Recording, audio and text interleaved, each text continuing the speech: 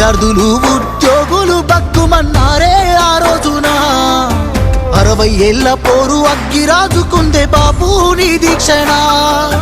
తెలంగాణ సమరం ఎట్లుంటదో అని చూసిందే ఈ దునియా, కాలు దువ్వితే ఉస్మానియా.